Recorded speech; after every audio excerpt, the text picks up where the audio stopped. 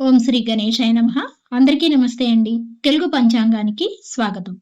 మే 11వ తేదీ స్వస్తి శ్రీ పరాభవ నామ సంవత్సర ఉత్తరాయణం వసంత ఋతువు వైశాఖ మాసం కృష్ణపక్షం సోమవారం రోజు పంచాంగంలో సూర్యోదయం, సూర్యాస్తమయం, తిథి, నక్షత్రం, శుభాశుభ సమయాలు, శుభ ముహూర్తాలతో పాటు నేటి మంచి మాటను ఈ రోజు తెలుసుకుందాం.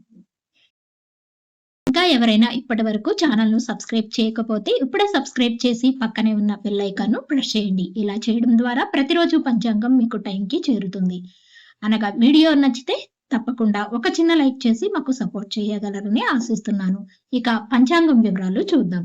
సూర్యోదయం ఉదయం 5:47 సూర్యాస్తమయం సాయంత్రం 6:40 చంద్రోదయం రాత్రి 12:52 చంద్రాస్తమయం మధ్యాహ్నం 12:33 ఈ రోజు తిథి నవమి మధ్యాహ్నం 3:24 వరకు ఉంటుంది.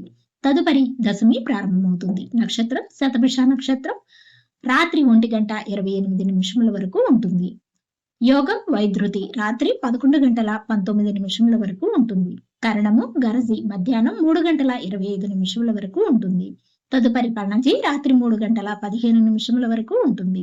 ఈ రోజు అశుభ సమయాలు రాహుకాలం ఉదయం 7:30 నుండి 9 గంటల వరకు ఉంటుంది.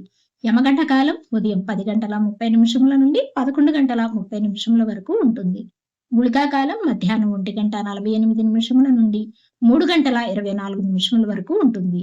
దుర్ముహూర్తం మధ్యాహ్నం 12:24 నుండి 1:12 వరకు ఉండి మళ్ళా తిరిగి 2:46 నుండి 3:34 వరకు ఉంటుంది. వర్జము ఉదయం 8:13 నుండి 9:52 వరకు ఉంటుంది.